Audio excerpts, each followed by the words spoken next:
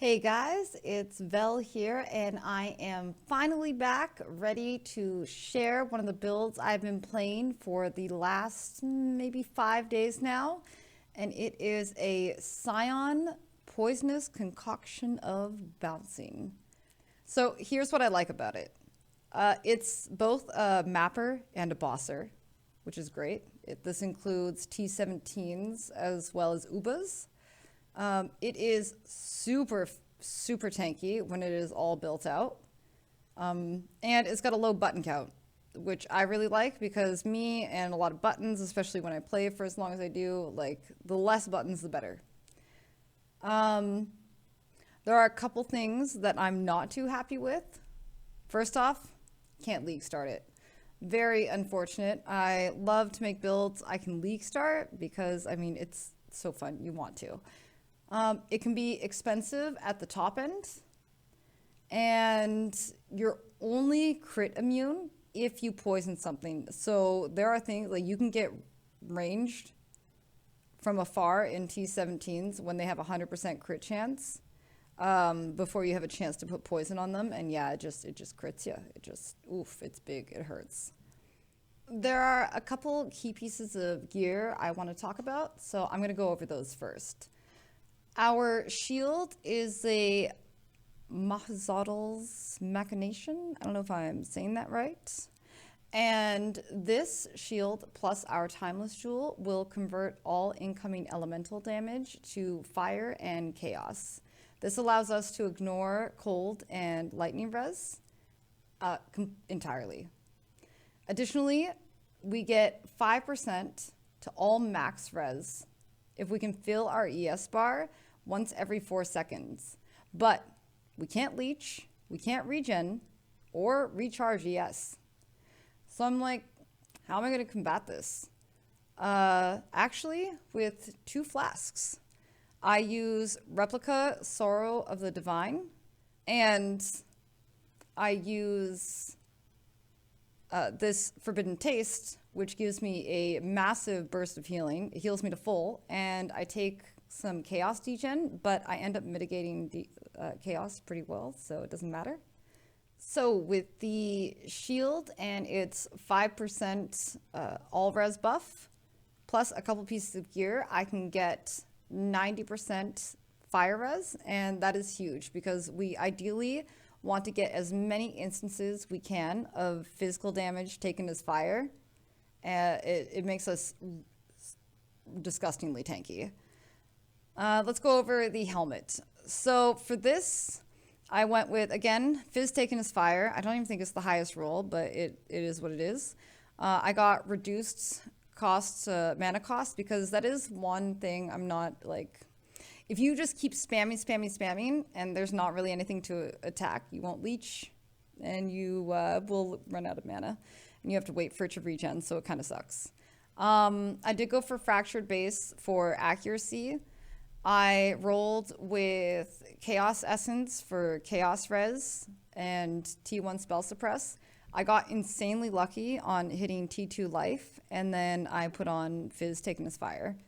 Cloak of Flame. So this is a big one for defenses. It's huge. So with this build, like, you can do T17s without having the +1 max res. But if you want to like get to 90% all res or 90% fire res, you will want that +1 all max res.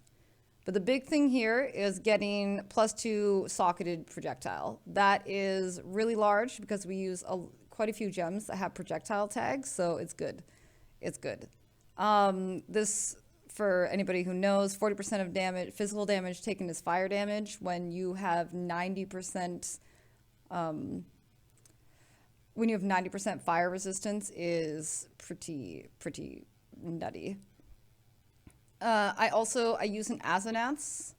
With this build, I went heavy on frenzy charges, so I went frenzy charge, attack speed. I got these for 70C. The thing that you want the most out of these is the frenzy charge, but yeah, I got them for 70C, easy peasy. Booties, I have the lowest avoid ailment, and I went the extra mile and got +2 max fire res on the boots. So there is that.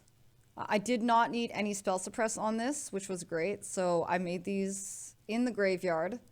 I wanted fire res to not have to worry about LE weakness, chaos, move speed, etc. This to be Giga Tank, I use a Defiance of Destiny, as every Giga Tank does nowadays.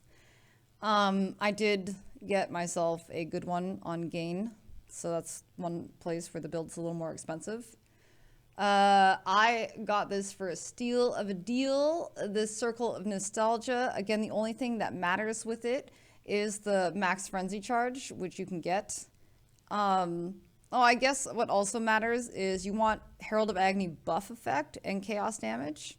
That's ideally what you want. And yeah, I got really lucky. I snagged this on the super cheap. This ring, I have some damage recouped as life because it just seemed like a really decent idea with the Defiance on to have a little more damage recouped as life.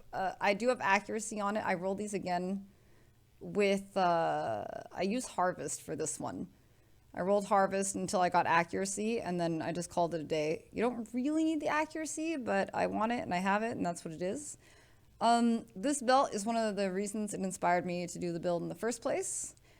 I saw it. I absolutely love it. Love it. 3 charges, 3 life charge. Like, you need this belt if you're going to do this build, because Poisonous Concoction of Bouncing takes 8 flask charges every time it goes. So you want as much life flask gain as you can get. Big thing to note about Poisonous Concoction is you want the highest recovery rate you can get your hands on. So 48, 38, generally like that, for the maximum amount of bonus damage from using your life flask.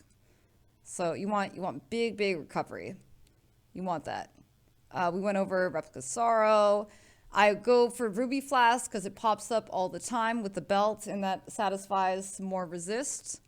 I did just get this today, okay? So don't at me. I did all 7 Ubers and T17s without this, so you don't need it, but it is fantastic. It is, I've been playing with it all day today. Just got it. Oh God, it's so good, guys. It's so good. I see why, everybody loves it. I see. I had it last league, but it's just, with this build, it's so good. Yeah, so you can just use whatever flask you want here. Amethyst, Jade, whatever you need in this slot. And then if you have the money, go for it. Get Progenesis. I did go for Unnatural Instinct because it makes a lot of sense in this area when you're a scion. Another thing to note, very important, is follow through. This is actually really big for the build. It's a big part of our damage because it scales ailments based off remaining chains, and we chain a ton. The more projectiles you have, the more it chains. And it bounces all over the place while it does that. And it is huge. It is huge, yeah. So more projectiles equal more chains, and then you scale ailments based off remaining chains with follow through, making it like the choice cluster for this. Small cluster, I went with 3% to max chaos resist because that just seemed to make sense. I do have a Watcher's Eye, which has damage over time malevolence. That's all you really care about. Another follow through. So this is probably going to be gone next league, but in the meantime, I have a Parandus pack in the tree, which is giving me 6% increased chaos damage.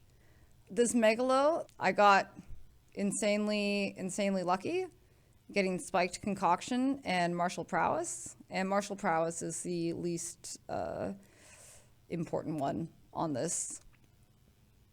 Another large cluster. So for my Forbidden Flesh Flame, whoops, this says Pathfinder. My Forbidden Flesh Flame, I went with the cheapest one. You can either go Raider or Pathfinder. I went with Raider at the time. I don't know. Whoops. Don't know why that says Pathfinder. Doesn't matter. I went with Raider at the time. They cost me 2D each, and I'm pretty sure each side is now 1D. The Lethal Pride, which I will show you, and an Ancestral Vision to get our ailment immunity with our Suppress. So, let me go into the tree, and then we will go over the skills. So for the tree, it's just going to be very basic. We're just going to go over it very basically. Yeah, so Pathfinder or Raider can go here. It doesn't matter which one you do. You want to put your Unnatural Instinct here because you get a lot of goodies in this area. And this is actually overlaps as well, so you get a little more chaos damage. So you do that. I did have this point in, but I took it out and opted instead for Martial Prowess because I think it was like 1% DPS more. I also, for this build, other than Pathfinder, which is great, and Raider, which gives you a lot of goodies, like Perma Onslaught, for example, Frenzy Charge Generation, phasing, all that good stuff, I went with Jug because I got big accuracy, can't be chilled, dealt with the stun issue, damage per endurance charges, and you gain endurance charges if you're hit. So that works for me. And since tattoos were put in the game, I did add some tattoos to the build for some accuracy. But it's generally, this build could be done at 97. These points, I did finish it at 100 this league, but these points aren't really necessary. You could take them out. I did this because I was like, maybe it'll be better for Uber bossing, and it was just okay. It wasn't really important. So you can always put these points in something else, like potentially more Frenzy Charge. So the Lethal Pride. Big thing to note here is you want one that has Rakiata because you want Tempered by War. It's one of the things that makes us really strong. And you also want to get as many instances as you can of physical damage taken as fire. It can get expensive, but definitely worth it. Last but not least, let's go over the regex and what mods are super dangerous and what we can do. First, we'll do regular mods, and then we'll discuss the spooky T17s. So, okay, we can do no regen because we leech, but you want to bring a mana flask with you for these, so I generally roll over this. Can't leech. Minus max, spooky, ooh. Less recovery is fine, except, yeah, it's fine. Hexproof kind of sucks, but it's doable, but I don't like it, so I take it off. Non-curse auras sucks, so I don't like it, I take it off. Reduce flash charges, big no-no.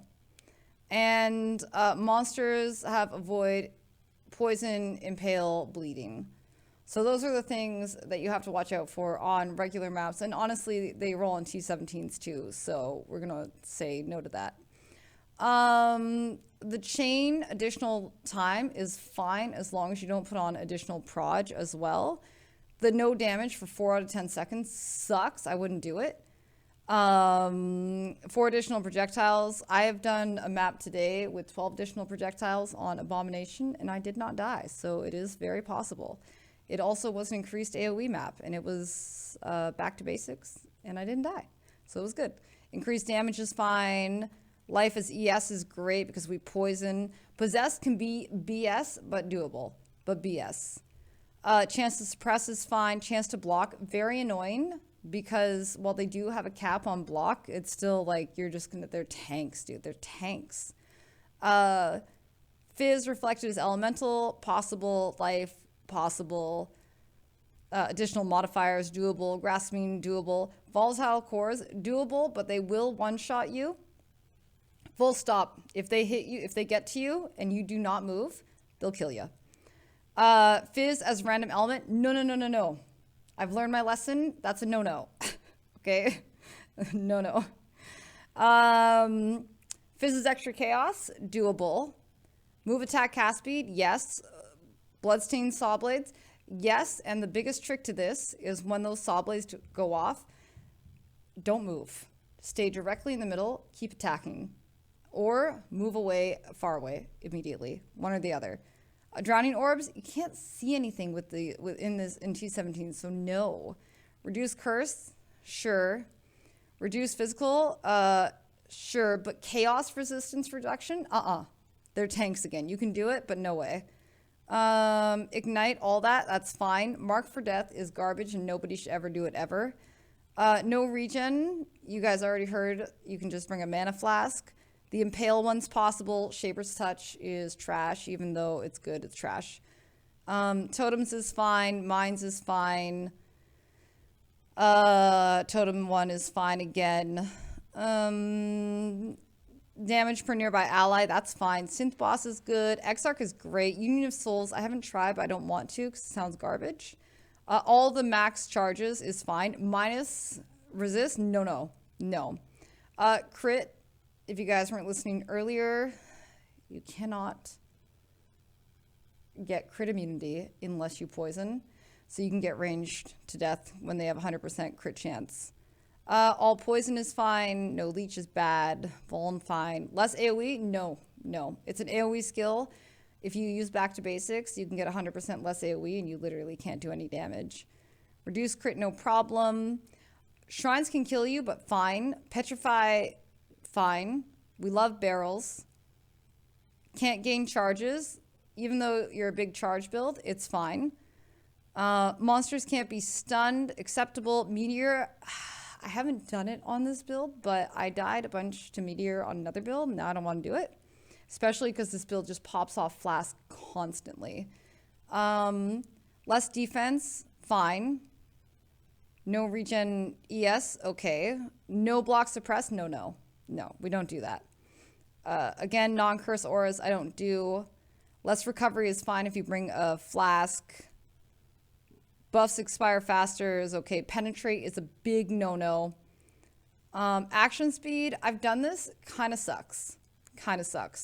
Unstable tentacles is good. Awakener's Desolation is fine, but it can kill you because it degens you really fast. This player minion one is great. Maven is great. Debuffs expire faster, kind of sucks as well. But yeah, that is it. I have had an absolutely fantastic time playing this build. I'm about to retire and move on to another one. There are still things like I could get to max it out just a teeny tiny bit further, but like I pretty much maxed it to its maxed it. We've maxed it. I will be bringing you guys some more content. I want to let you guys know about the build I played the week before that because it was super awesome and I think I should share it before this league is over in case they nerf it. And I will see you guys all hopefully on the next video. Bye guys.